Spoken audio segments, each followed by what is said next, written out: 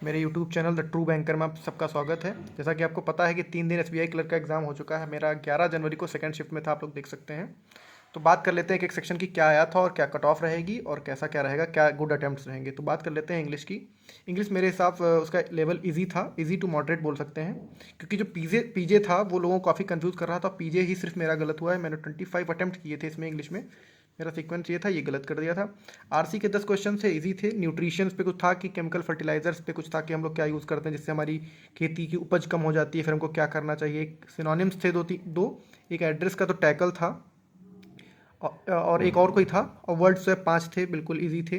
Phrase replacement 5 थे, एक में शायद विदाउट हेजिटेशन आंसर था, एक में मदर एंग्री करके कुछ था, और एक कीप काल्म और ईज करके कुछ ऑप्शंस थे।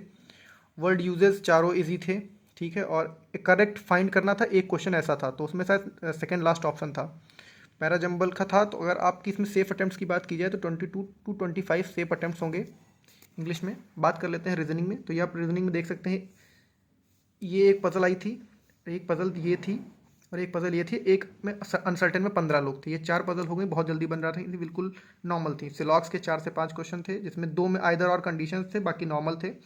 अल्फा न्यूमेरिक सीरीज़ एक थी, 4 से 5 बहुत ईजी थे। लेकिन इसमें स्क्रॉल करने वाला था, बहुत बच्चों ने, जहाँ पे पीसी का साइज़ इशू छोटा रहता है वहाँ पे उन लोगों को स्क्रॉल की प्रॉब्लम आ रही थी, तो गलत भी हो सकते हैं।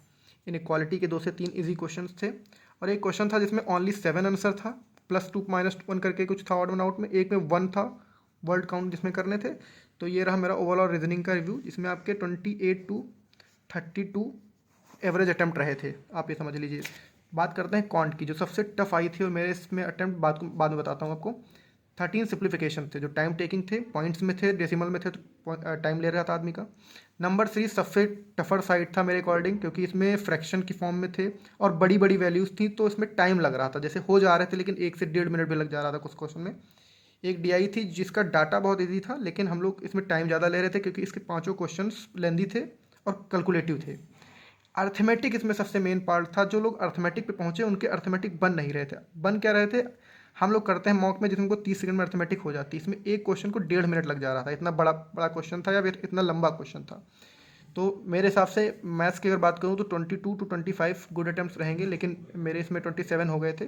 तो मेरे 85 हुए थे टोटल, जिसमें से एक मेरा गलत ही हो गया पीजे, तो आप 80 में मान लीजिए। और मैं अपने मार्क्स एक्सपेक्ट कर रहा हूँ 77 to 78।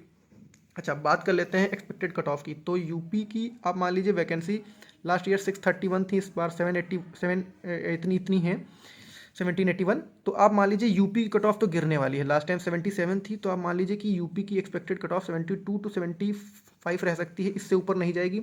आप जैसे वेस्ट बंगाल में वैकेंसीज लास्ट ईयर ज़्यादा थी, इस बार 10 या 20 कम हो गई हैं, तो वहाँ की तो बढ़नी है।